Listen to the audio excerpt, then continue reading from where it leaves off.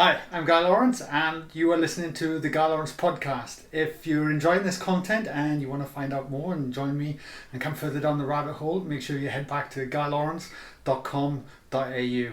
Awesome, guys. Enjoy the show.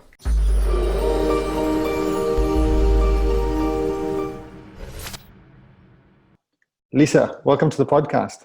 Nice to be here, Guy. Really privileged to be on your show. Thanks for having me.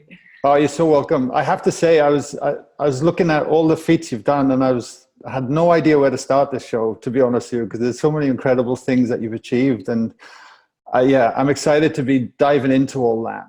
But the one thing I do ask everyone is, if a stranger stopped you on the street and asked you what you did for a living, what would you say? I help people reach their potential. I'm all about high performance and helping people be the best version of themselves that they can be. That's what I do nowadays. Yeah, which is a pretty cool way to make a living, I reckon. Yeah, it is.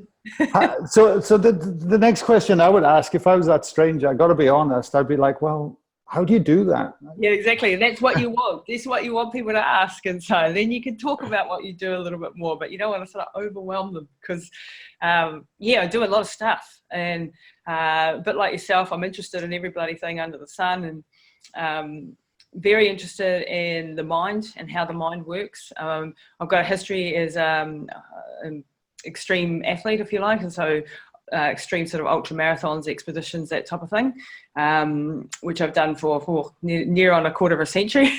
It just shows how old I am. Retired now from that sort of game, and just using the lessons that I've learned to coach and help others. So we have an online run coaching system, for example. We do sort of retreats, we do mindset courses, and we're right into an epigenetics program and just personalizing your health journey, and trying to get the best out of our clients and their athletes. So yeah, and I do a lot of speaking, and I've written a couple of books, got a third one coming out shortly, and yeah, busy. Amazing. And do you know what? Do you know what the next question I would ask you? I'm just going off on a tangent here. If I'm meeting you, is what was the toughest thing you've ever done? Oh, the toughest race I've ever done in regards to the sporting side. Yeah.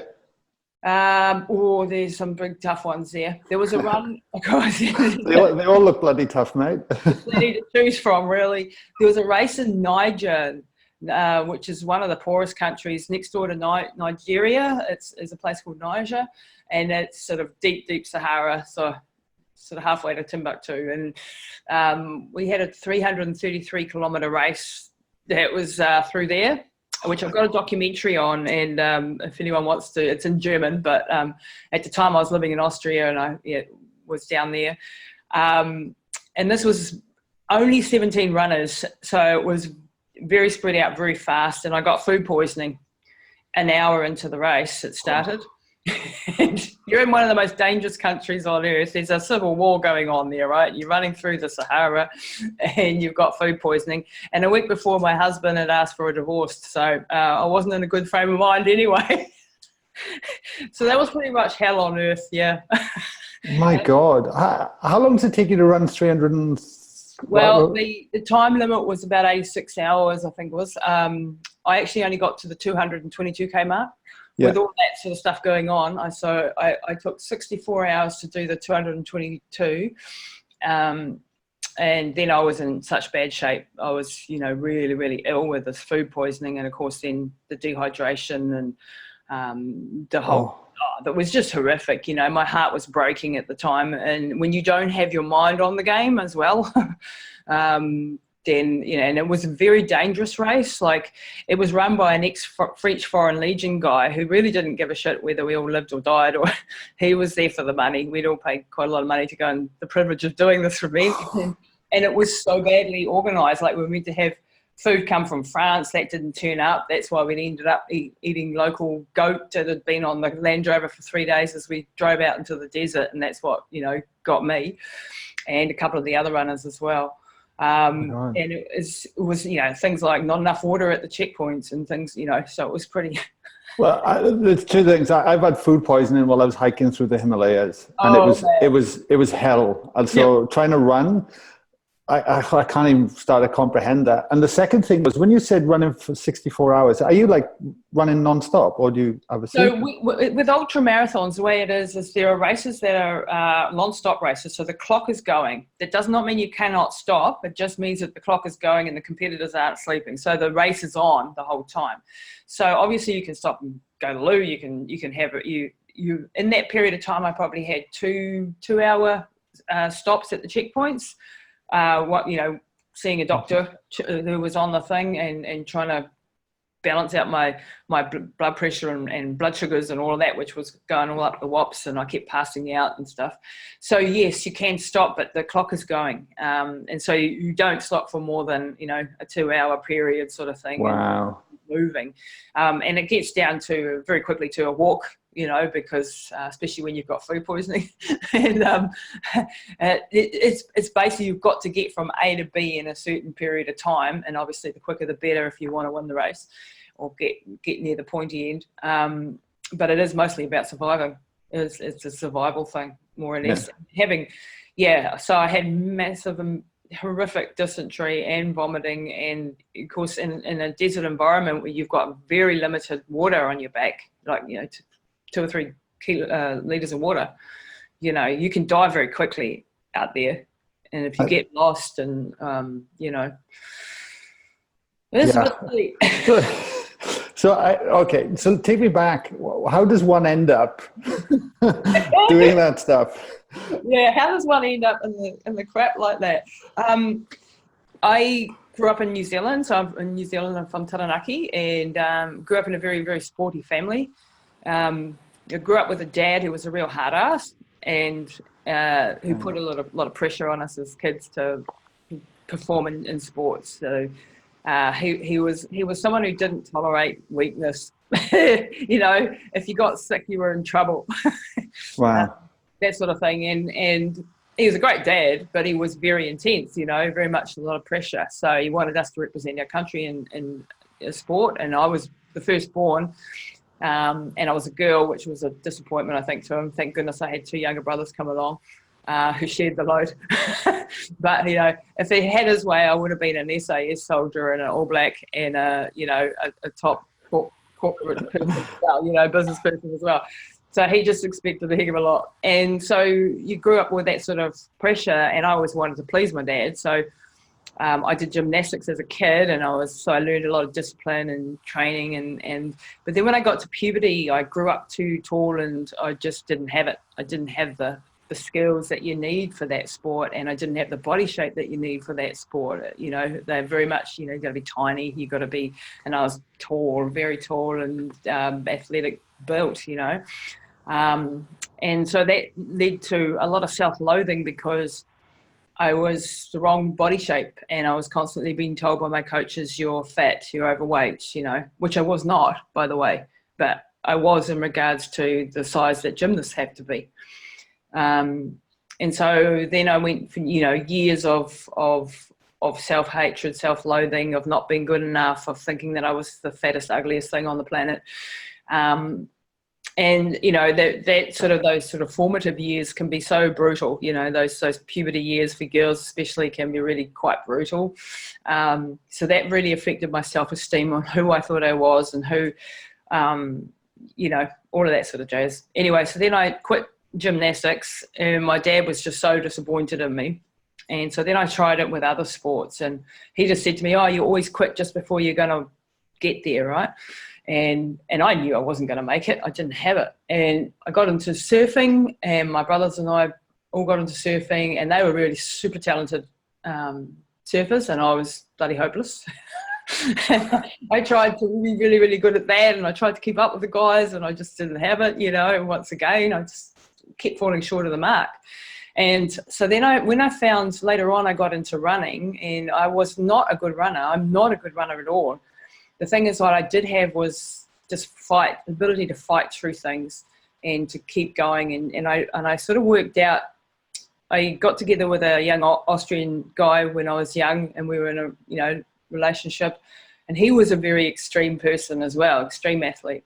And he actually, you know, we traveled the world, we did bike tours, we trekked across places, we climbed mountains, canoed places, you know, did all that sort of adventure stuff, which was fantastic. And I got to see the world, and I got to sort of push my limits on a daily basis. But he was also very abusive and very, he was another hard man. I just replaced my father with a boyfriend, basically, but worse, way worse.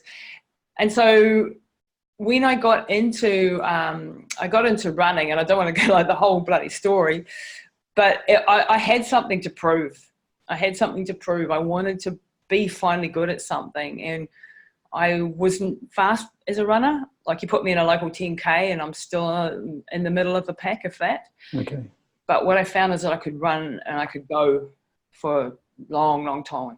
I could go for days if I had to, because I had that mental strength for years of pushing myself really hard. And I started to realize I had a skill there. And so that's how I got into ultramarathon running. Not because of any talent, but because I was a very stubborn person. And I did love adventure, and I did love, you know, finding out what the hell and I learned so much, you know, in this journey. I can imagine. It feels like almost channeling that internal, maybe even pain that's going on, into a very positive very much thing, yep. You know, so you can direct that energy into something else. Yeah, and it was all tied up with, you know, wanting to prove something to people who only ever appreciated toughness. So, and it came from a place from just wanting to be accepted and loved, you know, and that in the early years, that was definitely the driving force, the motivating force, and that can be a very powerful force, you know. So even though it's a negative thing, if you like, it's also, it enables you to galvanize parts of you that you wouldn't normally be able to tap into. But because you're so hungry for that. It's like the T-shirt. No pressure, no time. Yeah, perfect. Love that. I'm going to punch that for my Instagram. It's so true, you know. So I went through the school of hard knocks, if you like. I went through bloody boot camp times 100. And I survived and came out the other end. And then I've used it for good. You know, like, we all have shit happen to us. And I'm very much about, okay, I don't want to be a victim of my circumstance. I want to be able to not let the past control who I am in the future. And that's what, for me, mental toughness is about, yes, crap's happened to us. We've been the victim of something. We've whatever's happened to us, but it's what we do with those situations and how we turn that now into a positive going forward. And it's not to say, you know, that we don't have moments of being poor me and stuff, you know, but you can't stay in that space, and you have to turn the story around and move forward into a positive place. Yeah, it's those moments that define us. I couldn't agree more. Like Yeah. you say, I mean, I think it's really interesting, because the more I've been looking and doing this work myself in terms of what I teach and do with Let It In and everything, I think we all have problems. We all have self-belief issues. We all have self-worth things, and and it boils down to wanting to be loved and accepted. And that's just the human experience, I think. It's like, it's okay. We're all like it. Don't worry about it. Let's see what we can do with it. But it's so empowering when people say that. And this is why it's really important for me to share the honest truth about stuff. Instead of, I could come on and say, I'm this amazing athlete and I did all this crazy cool stuff, you know, and it was amazing and I'm amazing. And that's bullshit. You know, it's understanding where it's come from, and it's understanding the motivations behind this. Like, I mean, you even watch some of the top athletes in the world, you know, you wonder why the hell they would put themselves through that sort of stuff. Like, you know, I'm really into the Tour de France coming up in a couple of days, and I'm really excited. And I know I'm looking at these guys and going, why? You know, I'd love to know why. Why would you do that? Because that's pretty freaking intense. You know, it's and that's what interests me, is really the stories behind the story, you know. Yeah, totally. What's going on people's minds, and how we reach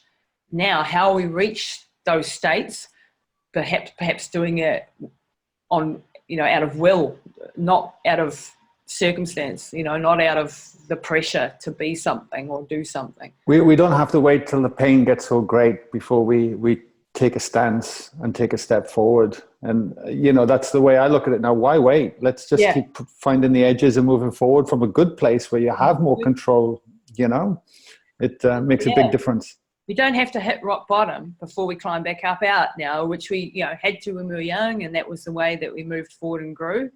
And I'm a big believer in something called, everyone talks about post-traumatic stress, but I am a big believer in post-traumatic growth, that when we go through hard, tough, horrible, tragic experiences, it's a chance to actually use that to become a stronger, better person, to help other people, to be a more compassionate person. There's a whole lot of things that we learn out of this that can actually help us moving forward. If we have the strength of mind and the strength in our character to actually use that for good. Yeah, and I know, let's touch on the Libyan desert, because I know you went through some growth. Yeah. And it was a pivotal point for you. And if I'm not mistaken, it was 7-day walk, 250 kilometers. Yeah, so this was an expedition with four of us doing it. And I was with that young man that I mentioned before, who we'd been together for 5 years at that stage. And we were doing this expedition, which was really extreme. It was completely unsupported. It was also illegal. So this is on the border area between Egypt and Libya, right? So we're starting off in an oasis deep down in Egypt, and we had no water en route, so we had to carry our entire supplies. So we had 20 litres of water each, which was we were hoping to be through in 7, but we were planning for 10 days, which meant 2 litres of water a day is what we were rationed. And we had backpacks. I had 35 kilos. The guys had between 40 and 45 kilos. And this is this is like late 90s, so 97. And we not very much knowledge about, things like electrolytes and what foods to take. And, this was completely stupid, really. But anyway, and it was led by this survival expert from Yugoslavia. Elvis was his name. That was his real name. And he was in charge of the expedition, and he was the boss, right? And my boyfriend and I were, the other two, and then there was another guy, Gunter. And from the very start, we'd spent our 5 years together traveling around the world alone, and we'd never had anybody outside of us really. I had no influence. I was very isolated. I was living in Austria. I didn't speak German when I first went there. I learned it quite quickly, but so I was very isolated, and it was a very unhealthy relationship. A lot of power that he had over me and controlled everything that I did and said, and I was never good enough, and I was useless, and God knows what. And I'd taken all that on board over time. It wears you down. He's the type of guy who would just hammer at you for hours, telling you how bloody useless and bad and crap you were.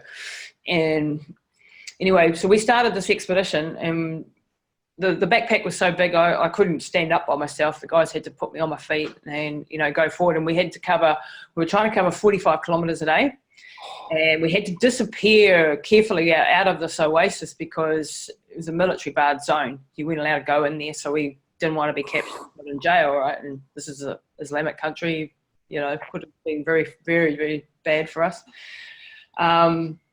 And so we'd disappear in the middle of the night into the desert with these huge backpacks and walking 45 kilometers. And immediately the boots that I had on, with the heat and stuff, my feet started to swell. So the blisters were just horrific from the get-go. Sort of thing. I crossed the Arabian desert the week before, so I was which was a lesser thing, but I was very tired and exhausted from the whole thing and already on the back foot. And the partner that I was with, he was wanting to do a book on this expedition, and so he was a photographer, right? He was photographing everything, and he wanted me to help with it. And Elvis was like, yeah, you can do the photography and stuff, but we're going and we're not stopping because we've got to make the kilometers per day, and we can't wait for you to take photos, basically. And he wanted me to help him with the photos, run around, set up tripods, do whatever, carry the gear, and while the other guy, is still moving. And I just physically wasn't able to. I just couldn't, it was beyond my abilities. I was doing everything I could just to stay upright with 35 kilos on my back because I was about 59 kilos. Unbelievable. Yeah. And then the dehydration really started to hit, you know, after a couple of days of this. So there was a lot of tension between the leader of the expedition and the boyfriend, and they were fighting over, you know, what I should be doing. And he was going, you can't treat her like that, you know, basically. And this was the first time anyone had ever said to me, this is not okay, what's happening in the relationship. And up until that point, I just thought this was normal, you know. And because my self-esteem was so bad that, you know, early years, that I just was just grateful that I had a boyfriend. I didn't think I'd ever, you know, I thought I was ugly and terrible, you know, how screwed up your mind can be as a teenager. And so the way he treated me was, for me, normal, you know. And then there was this leader of the group going, what the hell? You can't treat her like that. Don't talk to her like that. And then these two guys started to fight about that. And on day 4, when we were all like severely, I mean, our tempers are very short because you're in extreme discomfort with this massive thirst, and your body's starting to break down, and you know, things are going pear-shaped, and it's really dire straits, basically, because the heat was horrific. You know, it was 40-odd degrees during the day, and it was minus temperatures at night, and, you know, wow. we couldn't eat because we didn't have enough saliva. You know, you just dry, so dry. And the boyfriend was also bigger than me. He needed more water, and so I'd been sharing some of my water with him.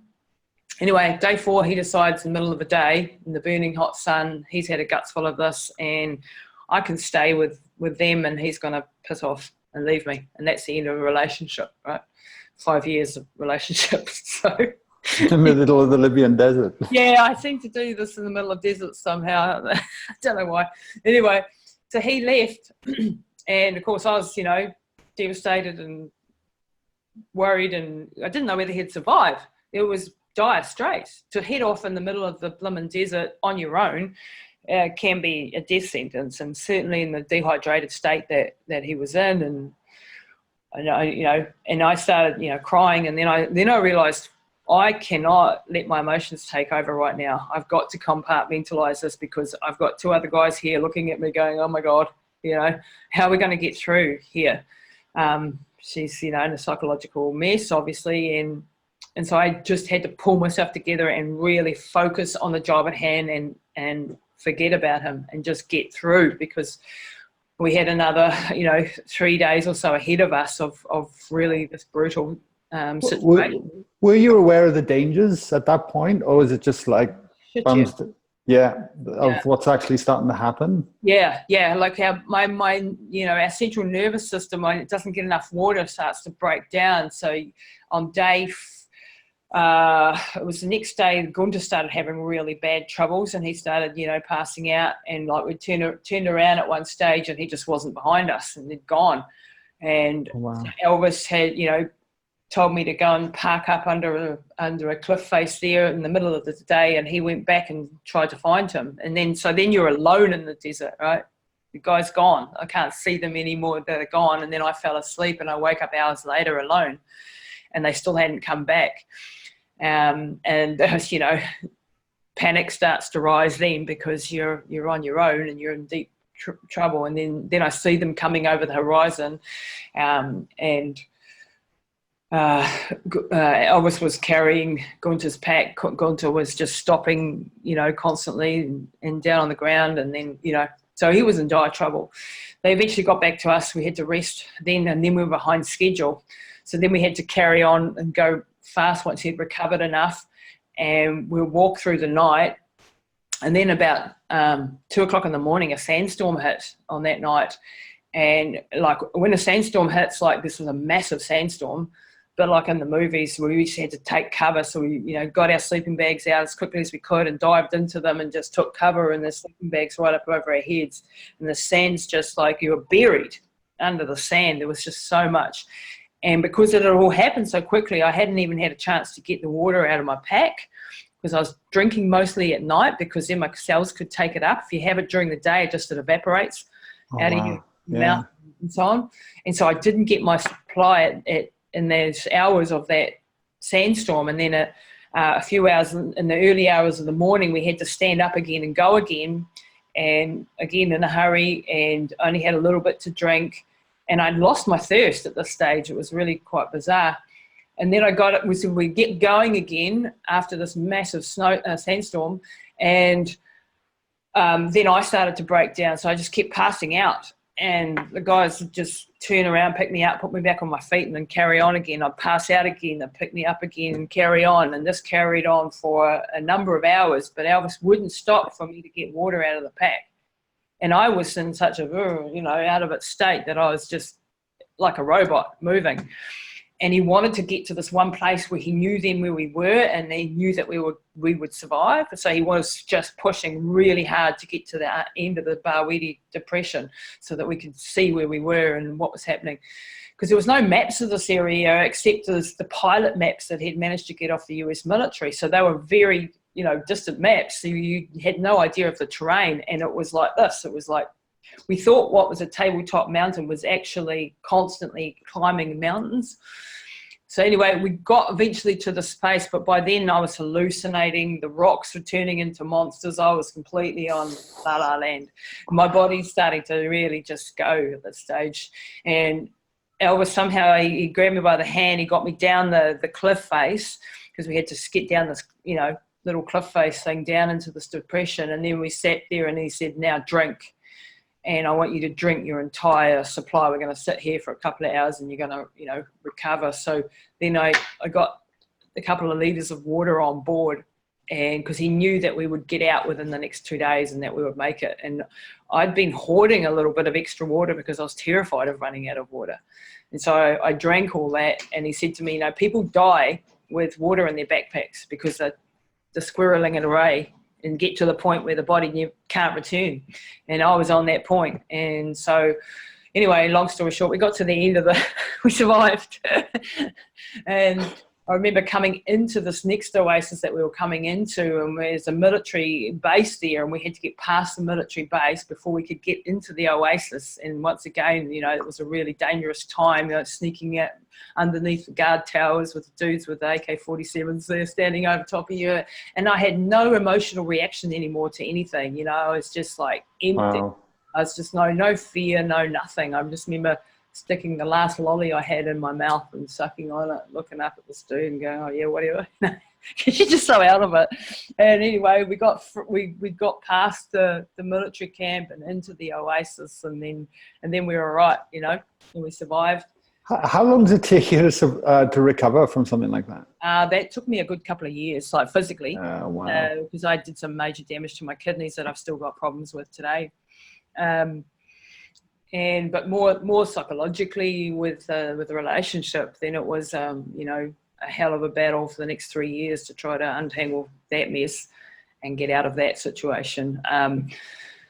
So yeah, there was a turning point in my life where I said, and no more. That was for me. He'd put me in a dangerous situation one too many times. And I finally started to stand up for myself and started to go, nah. And this is why I got into, a couple of years later, I started to, so I read it about the Marathon des Sables, which is a race in Morocco, a very famous ultramarathon there. And it was touted as the toughest race on earth at the time. And I was reading this magazine and going, I just did that in the Libyan desert with no water, like 2 litres a day, not 9 litres a day. And this race is like similar distance, 240 kilometres, but you've got doctors, you've got 200 bloody journalists, you've got helicopters and bloody, everything support that you could possibly want. You got 9 litres of water a day, and you've got all your gear you have to carry your gear, but you got water all the way through, right? And I'm going, toughest race on earth? I reckon I could do that. And so I signed up for it. I've never run a marathon or anything.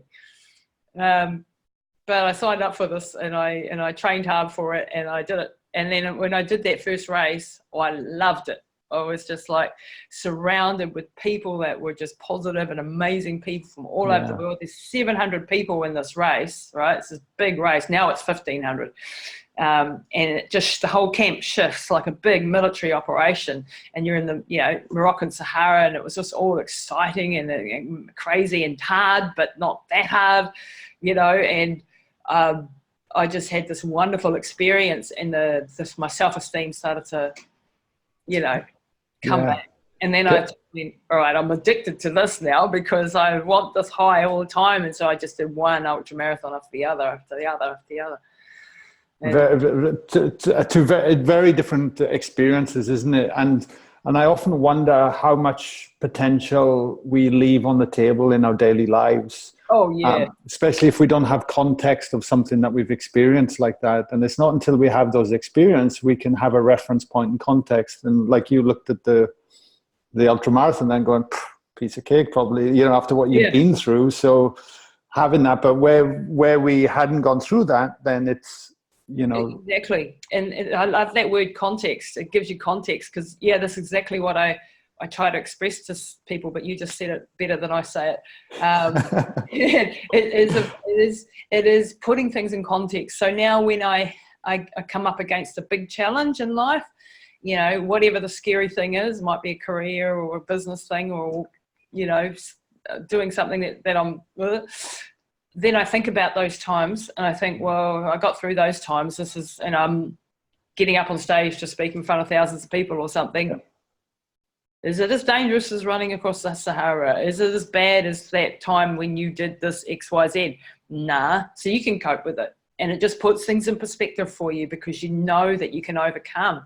And that's the beauty of doing things outside of your comfort zone and that scare you, because it gives you power as you move forward through life to be able to go to pull on those experiences, pull on that knowledge that you can overcome and therefore reach new heights, Yeah.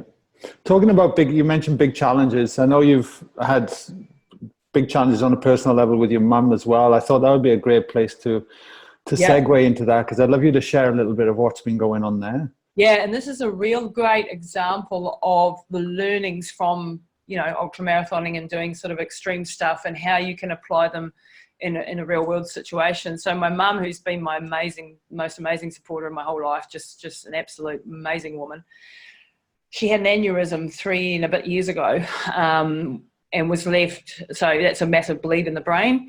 At the time when it happened, the doctor at the emergency thought she had a migraine and so ignored it for 6 hours. And disaster, in other words, he just ignored us, the pain that she was in. I didn't know what to ask for her. And I'm sitting in the ED and I know that my mum's in deep trouble because she never complains about anything and she's in screaming pain. She'd collapsed on the floor in the morning and I knew there was something major, but I didn't know anything about anything at that stage. And I rang up a friend of mine who was a paramedic who had crewed for me all over the place, called Megan, and she came up to the hospital. I said, kick some ass, ma'am, we're not getting any results. I don't know what the hell's going on, but this doctor's treating us like she's a neurotic old lady with a headache, and she's not. She's got something. And Megan got up there and she took one look at mum and said, no, she's having a stroke or she's having something in her brain. And so she went and told this, and she's a very strong lady, she went and told this guy, get her a freaking CT scan now.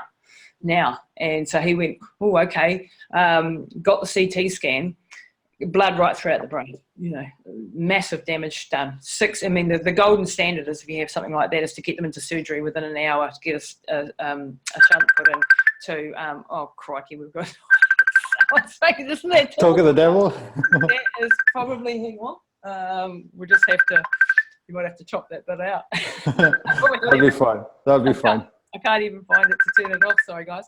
So anyway, so we now have a diagnosis. She's had an aneurysm, a massive bleed in the brain, and it's very big trouble. And then they started to move, but we had to get her to Wellington Hospital, which is another 3 hours away because we had no neurological unit, and she was in deep trouble. It took them 18 hours to get her down there, so we had another 12-hour wait.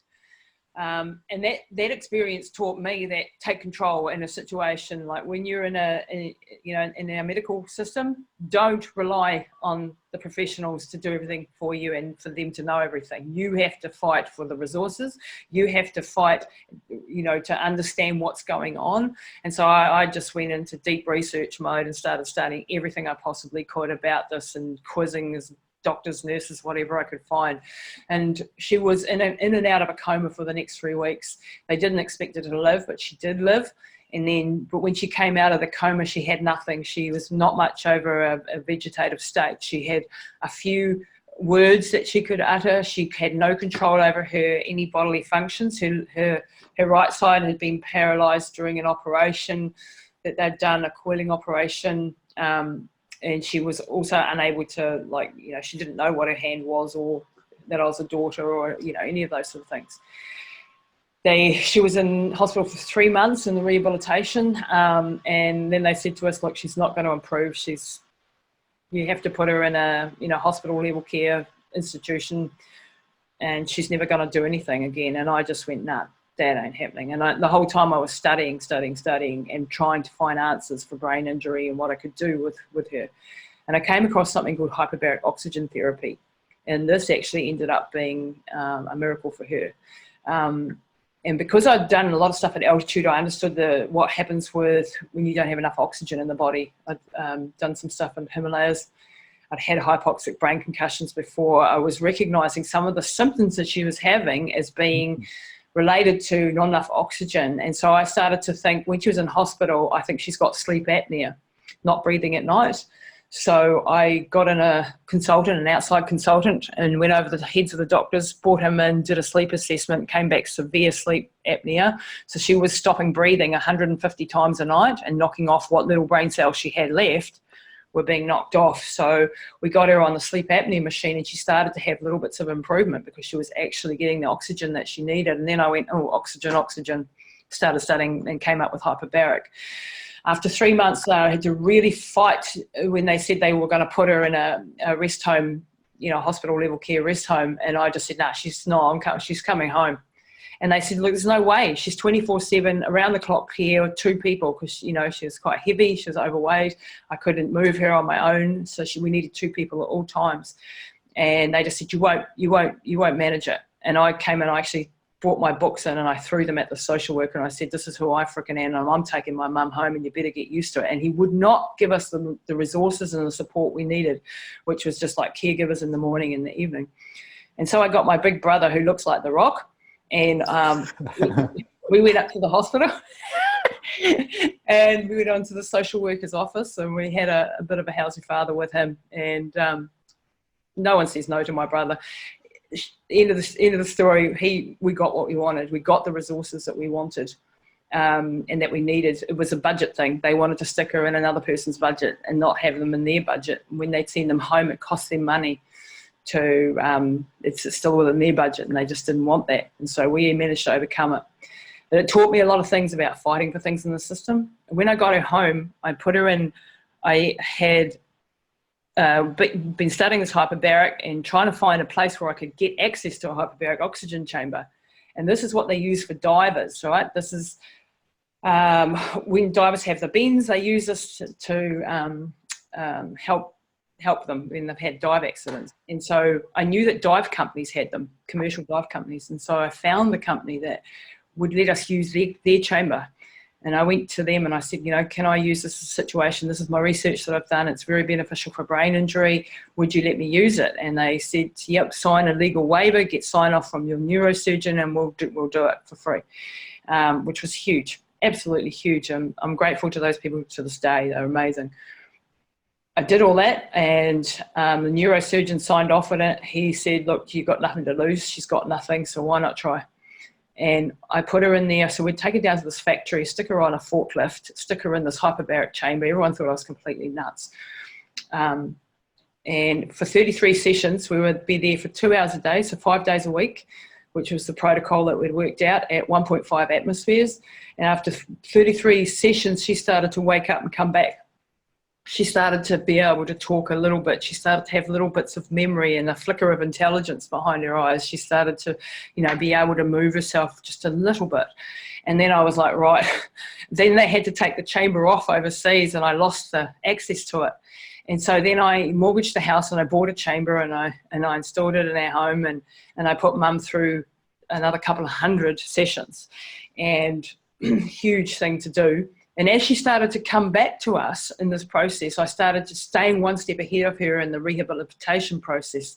I started studying things like functional neurology and physio and nootropics and, the diet changes and everything I could possibly do.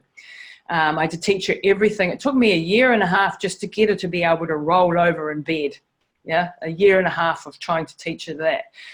It took me so long for her just to be able to sit, because she would just flop. She had no balance, no idea of where her body was in space. And after 18 months, she stood. She was able to stand on her own for the first time without collapsing. Wow. And so I had to teach her then every step of the way there would be new problems that I'd come up against, things like drop foot, that the mobility in her muscles had ceased, so she had no ability to stretch or move or anything. But long story short, 3 and a bit years later, now my mum is full back to normal. She is driving the car. She's got a full driver's license. No way. Full power of attorney back. She's an intelligent woman again, as she always was, and you wouldn't know she's got anything wrong, except her balance is a little bit, she's a bit slow with her walking, and a little bit, which we're still working on. And I want 110%. That's what I want. I want her to be better than she was. And I won't give up until she gets there. And this journey has taught me that everything that I went through, all the shit that I went through as a young woman and all the stuff, and that was the reason, because if I didn't have that ability to push and go beyond limits of normal endurance, if I didn't have the faith that when everybody's telling you there's no hope, there's no way, I'd always been told my entire life, every race that I did, you can't do that, it's humanly impossible, what are you doing? Everybody's always, your family, everyone's going, this is stupid, this is crazy, you can't do it. I was used to being told I couldn't do stuff. And I was used to seeing other ultramarathoners do incredible things. And I knew that the human body was capable of so much more than what these local doctors were telling us we were capable of. And so I just had that little voice inside me saying, this is going to be the most incredible comeback story you've ever heard, and this is going to happen. And it was a decision, not a well, I hope it's going to happen. I had to have that certainty within myself. And that's not to say that I didn't have days and moments and despair and desperation and exhaustion and all of those things that came along the way.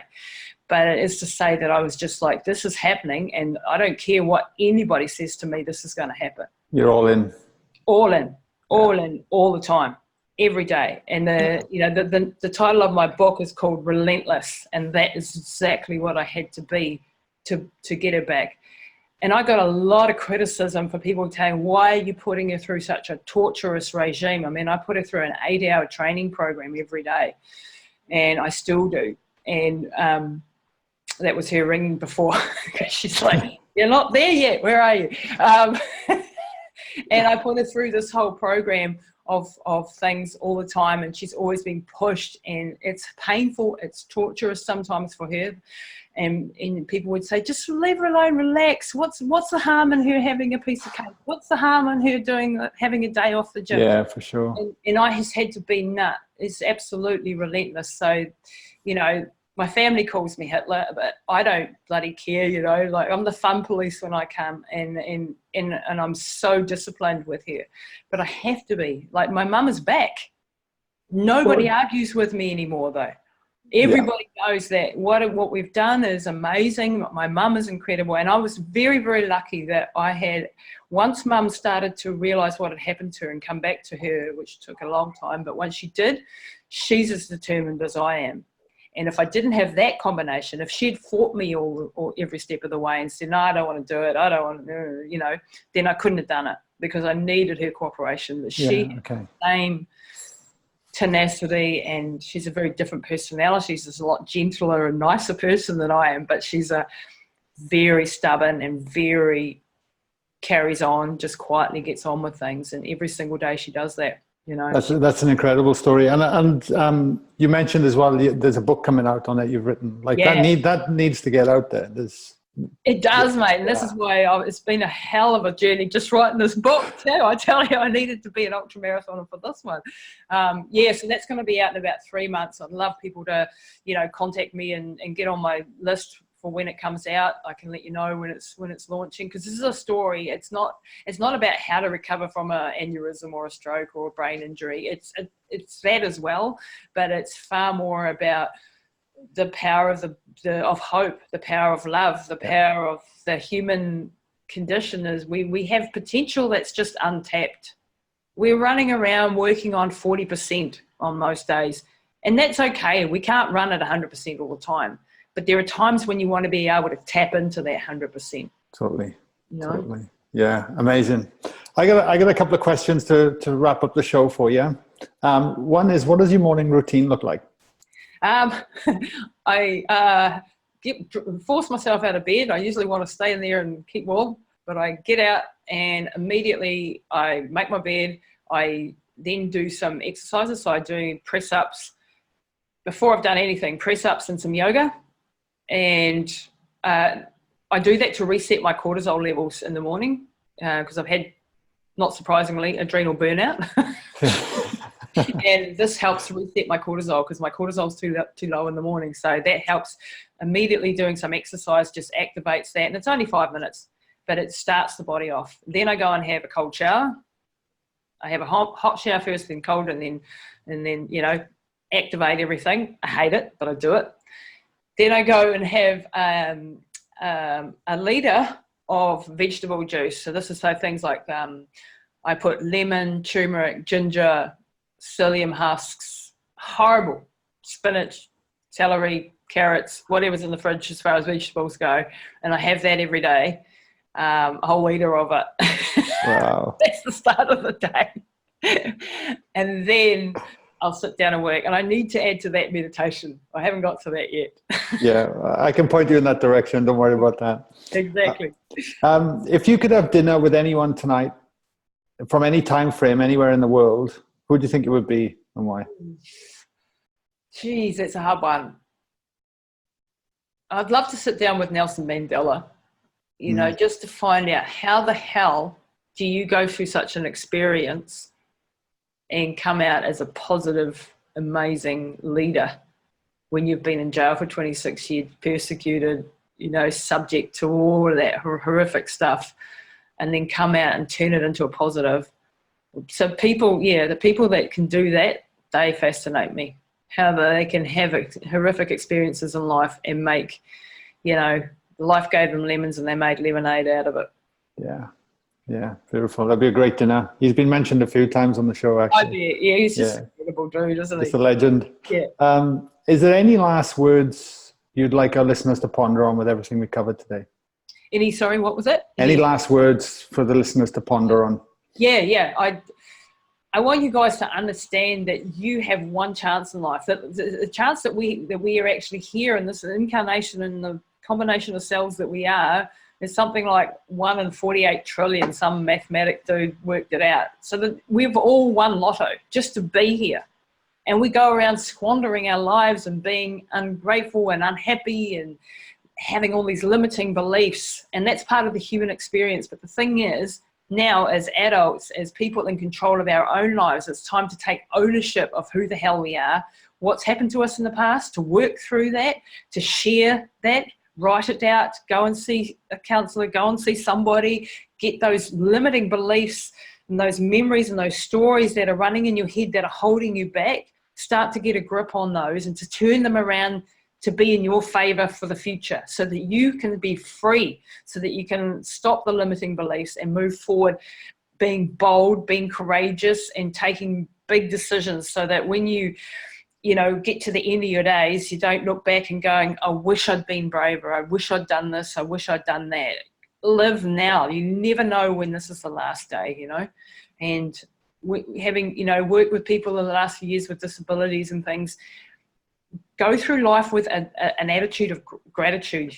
Gratitude is something that I really work on every single day when I get frustrated and angry and, with the crap of life, or someone cuts me off in traffic, or I'm, having a trouble with a computer and I'm starting to swear at it or whatever. And that thing happens every day it's part of who we are. But I catch myself doing it, and then I recognize that I'm doing it, and then I go, hang on a minute, I'm acting like an idiot here. And then I try and replace that with a gratitude. I'm grateful that I've got a damn computer that I can actually run my business from home, and I can do this. And, it's turning the story around in your head. And this is a constant battle. This is not something you win in a day. But by catching yourself in those thoughts that aren't going to serve you, the times when you're 100 times a day complaining about every damn thing under the sun, catch yourself doing it, turn those stories around, replace it with gratitude, and you'll find your life changes. Amen to that. 100%. Where can everybody follow you, get a hold of you, check you out? Look, I'd love to hear from anybody who want to reach out. If you want help with anything, like I do running coaching, obviously. I do mindset courses and seminars, which is all about, mental toughness and emotional resilience. We do epigenetics. You can find me at lisatamati.com. All our programs are on there. I'm very active on Instagram at Lisa Tamati. Tamati is spelled Tamati. On Facebook, very, very active as well. I have my own podcast, if you don't mind me sharing that one as well. 100%, yeah. Podcasts are just so fantastic. I learn so much from other people's podcasts, and Guy's podcast is definitely one you should all be listening to. But come and check out mine too. It's called Pushing the Limits. Pushing the Limits. If you just look that up or hop on my website, it's on there as well. I'd love you to follow me on there. Yeah, beautiful. Lisa, thank you so much for coming on, being such an open heart with it all, and you're a bloody inspiration, mate, and that was awesome. It's been awesome to be. I love talking to like-minded people who get it, and to all your listeners, thanks for listening to my crazy stories, and I hope be in contact. Thank you, Lisa.